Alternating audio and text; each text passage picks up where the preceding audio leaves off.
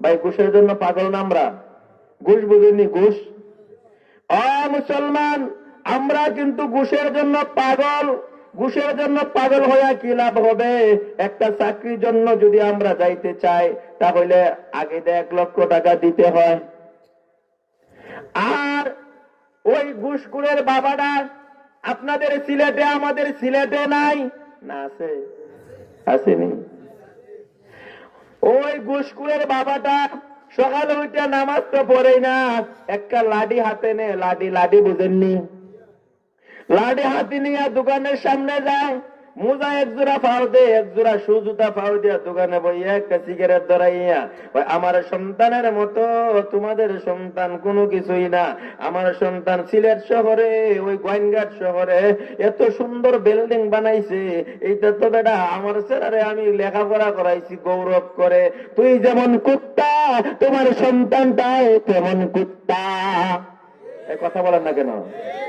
আজকে এসপি সাহেব দেখবেন আমাদের বাংলাদেশের ভিতরে সবচেয়ে বড় একজন মেজর, ওই আমাদের সুনামগঞ্জ তাহিরপুরে।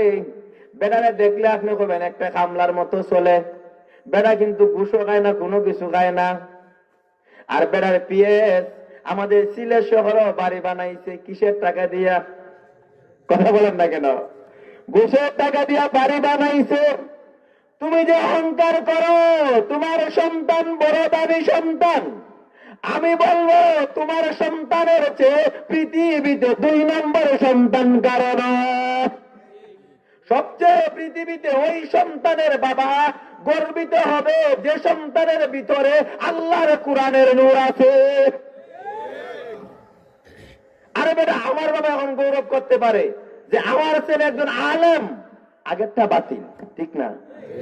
আর তুমি ঘুষখোরের সন্তান হয়ে, ঘুষখোরের বাবা হয়ে তুমি গৌরব করো।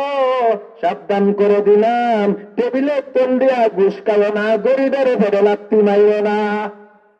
আল্লাহ কয় আমি সার দেই কিন্তু ছেড়ে দেই না।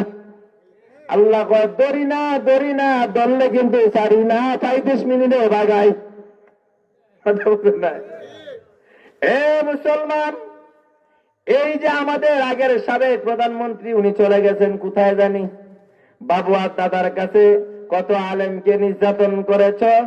আমি কত জায়গায় কত ওয়াজ করিয়া যাই, জেলখানায় কেন যাই? কেন গেলাম? কোন নারীর লোভে যাই নাই, কোন বাড়ির লোভে যাই নাই, টাকার লোভে নয়, পয়সার লোভে নাই। শুধু আমার মাওলার পক্ষে, কোরআনের পক্ষে কথা বলতে গিয়া হাতে হাত করে